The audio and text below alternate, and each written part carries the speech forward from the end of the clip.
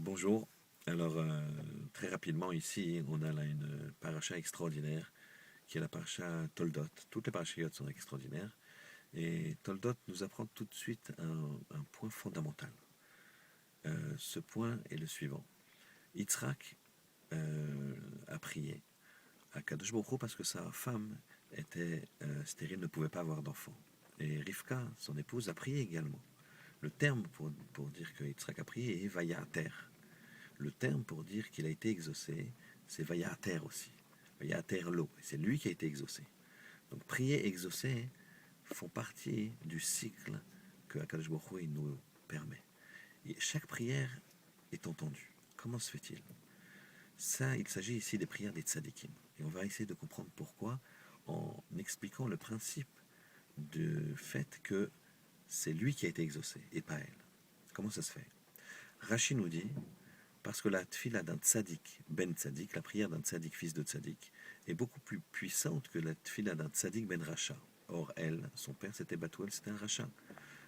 Yitzhak, son père, c'était Avram, c'était un tzaddik. Ça peut paraître étonnant. Pourquoi le mérite du tzaddik ben tzaddik est plus grand que le tzaddik ben racha? En fait, le ben Ishraï va nous apporter un éclaircissement extraordinaire. Nous allons passer d'abord par le Maharal de Prague. Le Maharal de Prague, il nous dit, c'est simple, c'est parce que la lumière dans la lumière est plus difficile à trouver que la lumière dans l'obscurité. Je m'explique, si on est en plein jour, je cherche une étincelle, je vais avoir du mal à la trouver. Si je suis en pleine nuit, je cherche une étincelle, je vais la trouver très vite. Il faut développer ce Maharal. Pour ça, on va s'appuyer donc sur le Ben Ishraï. Le Ben Ishraï nous apporte une Gemara. Donc, tout vote sa mère d'Alet, Hamoud Aleph, et nous dit pourquoi le terme de Vayater a été employé pour Yitzhak et pour les tzadikim quand ils prient. Pourquoi ce terme-là? Pourquoi pas prier dans le sens Itpalel, Vaitpalel? Le Ben Ishraï nous explique, à travers la Gemara, que le terme Vayater, c'est une racine Atar. Atar, c'est l'appel. L'appel, elle fait quoi? Nous dit la Gemara. Elle déplace la récolte d'un endroit à un autre. De la même façon, la prière d'un tzaddik déplace les midot d'Hachem d'un endroit à un autre. Et la mida de Rogez, la mida de colère, à un endroit de Rachamim.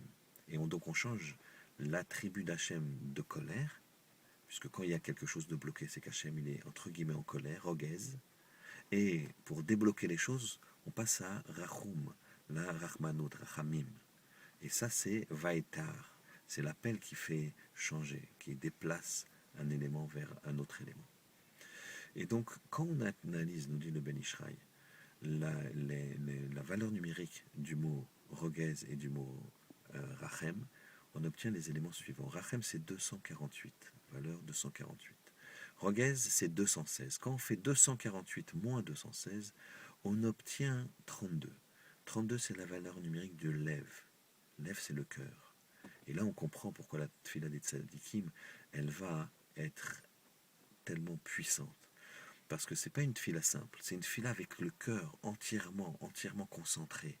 Et cette fila entièrement, quand chaque mot est pesé, chaque mot est comme une flèche qu'on envoie dans une demande tellement suppliante et tellement puissante vers Akadosh Baruch Hu, à ce moment-là, ça a la capacité de passer de Rogez à Rachem.